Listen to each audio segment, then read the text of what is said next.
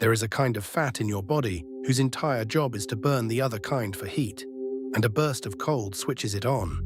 It does not store energy the way ordinary fat does. It spends energy.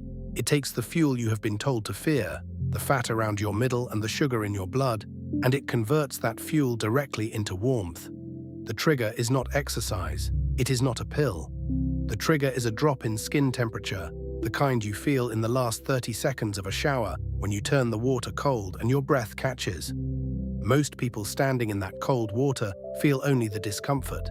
They feel the skin tighten and the shoulders rise and the urge to step out. What they do not feel is the chemistry underneath. A signal has already left the skin. It has traveled the nervous system. It has reached a small reserve of dark, dense tissue tucked around the collarbones and along the spine, and that tissue has begun to do something measurable. It has begun to produce heat by deliberately wasting fuel. This tissue has a name. It is called brown fat, or brown adipose tissue, and for most of the last century, the textbooks said adults did not have any. They said it belonged to infants and hibernating animals, that it withered away after childhood. That was the settled view until imaging caught it in the act. In 2009, a series of studies, one of them led by Aaron S. Cypess and published in the New England Journal of Medicine, used PET and CT scanning to show active brown fat in ordinary adults, not infants. Working adults lighting up on the scan precisely when they were exposed to cold. So the question is not whether you have this tissue. The question is what it does, how the cold turns it on, and why a body past 50 has less of it than it used to. The amount is small. The heat it produces is real but modest, and yet the mechanism behind it explains something the wellness industry sells in expensive packages without ever telling you how it works. The cold finish to a shower is not a punishment, and it is not magic. It is a switch. The color of the tissue is the first clue to its purpose. Ordinary fat, the kind that pads the body, is pale, almost yellow, because it is mostly droplets of stored oil. Brown fat is darker because it is packed with mitochondria, the small structures inside cells that burn fuel, and mitochondria are rich in iron-containing proteins that give them a brownish tint. It is also threaded with capillaries, tiny blood vessels, far more than ordinary fat carries. A tissue does not build that kind of machinery to sit idle. Capillaries deliver fuel and oxygen and carry heat away into the bloodstream. Mitochondria burn the fuel. The whole architecture is built for one task, and that task is making warmth on demand. Hold that image. A small store of dark, blood-rich, mitochondria-dense tissue sitting quietly around the neck and spine, waiting for a signal. The signal it waits for is cold. What follows next is the chemistry of how a drop in skin temperature becomes heat in the chest, and why that pathway matters more after 50 than it did at 25. To understand the switch, follow the signal from the outside in. The skin is covered in temperature sensors, nerve endings that fire when the surface cools. When cold water hits the body, those sensors send a fast message up the nervous system to the brain, which reads the drop and responds through the sympathetic nervous system, the same branch that handles alarm and effort.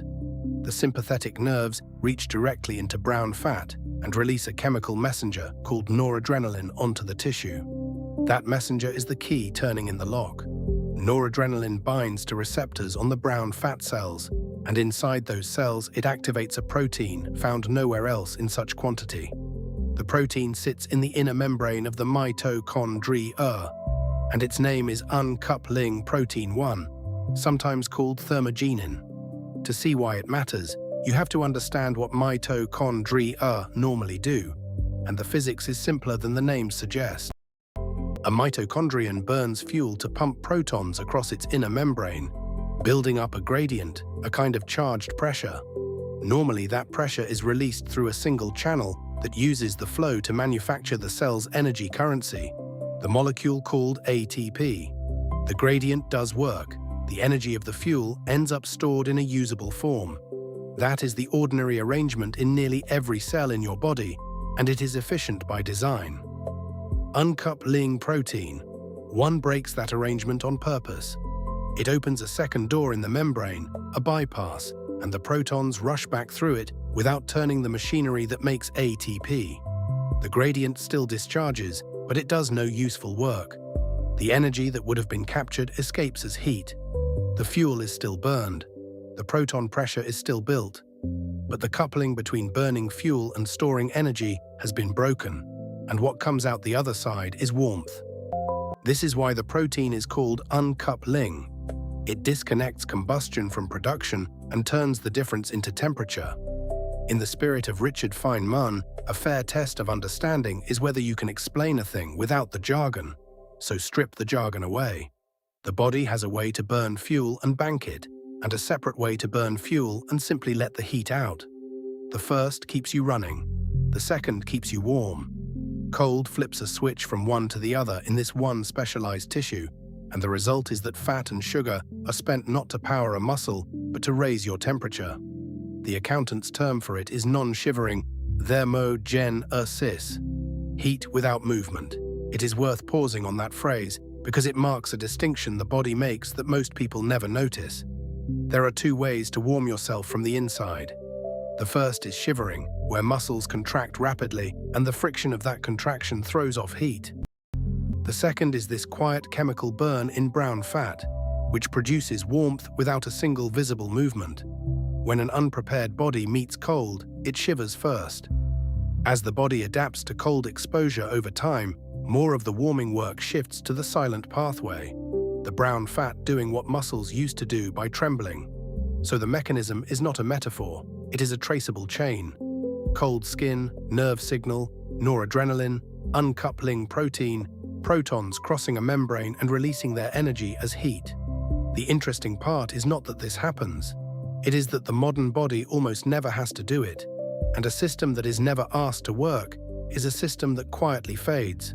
Consider the environment the body was shaped to live in, and then consider the one it actually lives in now. For nearly all of human history, cold was not optional. Mornings were cold, water from a stream was cold, nights without a fire were cold, and the body that survived was the body that could generate heat efficiently from within. Brown fat was not a curiosity in that world. It was infrastructure, used daily, kept in good repair by constant demand. Now look at the modern body's day. It wakes in a heated room. It steps into a hot shower. It dresses in warm clothing and moves through heated cars and heated buildings, and in the warm months, it moves through cooled ones. The skin almost never registers a sustained drop in temperature. From the standpoint of the brown fat sitting around the spine, the signal that once arrived every single morning now almost never comes. The tissue is not damaged, it is simply unused. This is the pattern the channel returns to again and again, because it is the central physics of aging in the modern world. A capacity that is never demanded does not stay ready out of loyalty. It is expensive to maintain a tissue full of mitochondria and capillaries, and a body is a careful accountant. If the cold signal never arrives, the body sees no reason to keep brown fat abundant and active, and it lets the reserve shrink. The studies bear this out. Brown fat is more abundant and more active in people who live in colder climates and in people regularly exposed to cool temperatures. It is scarcer in those who live always in warmth. This is the gap, stated as physics rather than preference. It is not that cold is virtuous and comfort is weak. It is that the body is a responsive system that calibrates itself to the signals it actually receives. Give it warmth every hour of every day, and it concludes that the heat-making machinery is surplus. The thermostat has been set by someone else, and the body has quietly retired the department that used to hold the line. There is a second cost to the constant warmth, and it sits in the blood. Active brown fat does not pull its fuel from thin air. To make heat, it draws fat and glucose out of the bloodstream and burns them.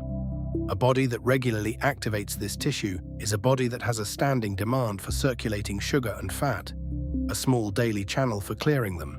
Remove the cold and you remove that channel. The fuel that brown fat would have spent on warmth stays in circulation, waiting to be stored.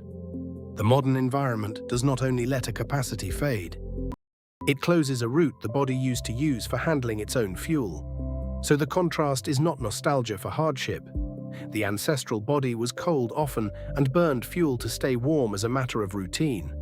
The modern body is warm always and has quietly lost both the tissue and the daily metabolic errand that tissue performed. Comfort removed a signal. The signal can be returned. Everything described so far is true at any age, but the picture changes after 50, and it changes in a direction worth naming plainly. Brown fat declines with age. The amount of it falls, and the amount that still lights up under cold falls further. By later middle age, scans find less active brown fat than they find in the young, and in many older adults, the tissue is hard to detect at all. This is part of why metabolism slows with the decades. Some of that slowing is muscle loss, some is hormonal, but part of it is the quiet retirement of the heat-making tissue that once burned fuel around the clock. Layer that decline on top of the modern environment, and the two losses compound. A young body in a warm world still has a generous reserve of brown fat sitting unused. An older body in the same warm world has both less of the tissue to begin with and no signal arriving to keep what remains awake. The capacity does not vanish in a single year. It erodes decade by decade, the way most things in the body erode after 50. Not through damage, but through the steady absence of the demand that once kept them sharp. Here, a careful word is required, because this is a subject the internet tends to oversell. The honest claim is narrow. Cold exposure can activate the brown fat that remains, and over weeks of regular exposure, it appears to recruit more of it, including a transition of some ordinary white fat into a heat-burning form sometimes called beige fat. What the evidence supports is an increase in the body's capacity to burn fuel for heat and a modest rise in energy spent in the cold. What the evidence does not support is the promise of dramatic weight loss from a cold shower, or any claim that this practice extends life. The clinical outcomes in older humans are still thinly studied.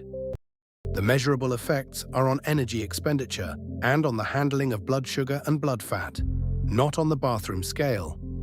That distinction matters more after 50 than at any earlier age, because after 50, the most valuable thing is not a smaller number on the scale. It is metabolic flexibility, the body's ability to switch cleanly between burning sugar and burning fat, a flexibility that tends to stiffen with age. The interest in cold for an older body is not the heat it makes in a single shower. It is whether regularly asking the system to make heat keeps the underlying machinery, the mitochondria, the fuel switching, the clearance of sugar from the blood, in better working order than a body that is never asked. The stakes, then, are not vanity. They are the slow stiffening of a metabolism that handles its fuel less cleanly each decade, the same stiffening that sits beneath rising blood sugar and the loss of the easy resilience the body once had against cold itself. The question the rest of this comes down to is simple. If the signal is what fell silent, can returning the signal carefully and in small doses wake some of what age and comfort together let fade? Before the protocol, the warnings. Because this is one of the few longevity practices where the method carries real risk if done carelessly. Cold is a genuine shock to the cardiovascular system. A sudden plunge into cold water makes the heart race and the blood vessels clamp down. And for a person with heart disease, high blood pressure, an irregular heartbeat, or a condition like Raynaud's, that shock can be dangerous. Anyone in those categories, anyone pregnant, anyone unsure, should treat cold exposure as something to raise with a doctor first, not a thing to test alone. And full cold water immersion carries its own separate danger entirely apart from the heart. The first plunge can trigger an involuntary gasp, and rapid breathing called the cold shock response, which has drowned strong swimmers. Nobody should be getting into cold water alone, or deep or fast, in pursuit of brown fat. That is not the practice being described here. The practice being described here is mild, and the mildness is the point. It is the cold finish to a shower. Take your normal warm shower, and in the last 30 to 60 seconds, turn the water to cool, then over the following weeks to cold. Let it run over the back of the neck and the upper spine and across the shoulders and chest, because that is roughly where the brown fat sits. Breathe slowly and deliberately through it, rather than gasping. Then step out and let the body re-warm on its own. That self-rewarming is part of the stimulus, because it is the body's own heat-making machinery that does the re-warming. Start shorter than feels necessary. 15 seconds of cool water at the end is a real beginning, not a failure. The signal that activates brown fat is a drop in skin temperature, and even a brief, genuine cool-down sends that signal. There is no need for ice, no need for suffering, no need to turn a bathroom into an arena. The body does not measure dedication. It measures temperature. A moderate cool finish, done most days, sends the signal more reliably than an extreme plunge done once and abandoned. There is a second, even gentler lever, and it works through the same pathway. Dress slightly cooler in cold weather. Let the body feel the season a little, rather than wrapping it in warmth the moment the air turns. A body kept perpetually at one temperature never calls on its heat-making tissue. A body allowed to feel mild cold for stretches of an ordinary day keeps that tissue gently in use. This costs nothing and risks nothing, and it returns a version of the daily signal the ancestral body received without trying. What follows from doing this is a sequence with a timeline, and it is worth knowing so the early days are not mistaken for the whole story. In the first seconds of the cold, the response is shivering and the sharp sympathetic jolt, the racing heart, the catch of breath. That is the unprepared body warming itself the loud way through muscle. In the first days and weeks, as the exposure repeats, the response begins to shift. The shivering comes later and lighter, and more of the warming moves to the silent brown fat pathway. The cold that felt unbearable in week 1 becomes merely bracing by week 4. That change is not toughness in the vague sense. It is a measurable adaptation, the heat-making machinery being called back into service. Over longer stretches, weeks into months of regular mild cold, the research suggests the tissue itself responds. More brown and beige fat becoming active, a greater share of fuel directed toward heat in the cold, and improved handling of blood sugar around these exposures. None of this is dramatic, and none of it happens in a day. It is the slow result of a signal returned to a system that had stopped receiving it. The body did not lose the capacity through damage. It set it down through disuse, and disuse can be partly reversed by use. Step back from the bathroom and the timeline and look at the whole shape of it. Because the cold shower is a single instance of a far larger principle.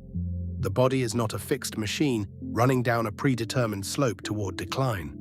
It is a responsive system, constantly reading the signals its environment sends and adjusting what it bothers to maintain. The brown fat that fades in a heated life is one example among many.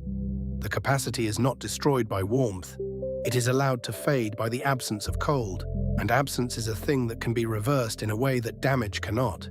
This is the inversion that runs underneath all of it.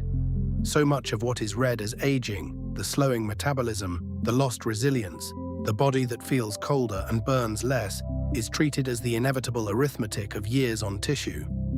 Some of it is exactly that, but part of it is something else entirely. It is a body that has stopped being asked to do what it was built to do and has quietly closed the departments nothing calls on anymore. The thermostat was handed to the heating system, and the body's own furnace was left to gather dust. The cold finish to a shower is small, and it should be kept small. It will not melt fat from the body, and any honest account has to say so. What it does is more interesting and more durable than weight on a scale. It sends one of the oldest signals the body knows how to read, and in reading it, the body remembers a piece of its own machinery. After 50, with the natural decline already underway, that act of remembering is worth more than it would have been at 25, when the reserve was full and the signal was assumed. So the principle stands, and it is the principle Feynman would have insisted on stating without decoration.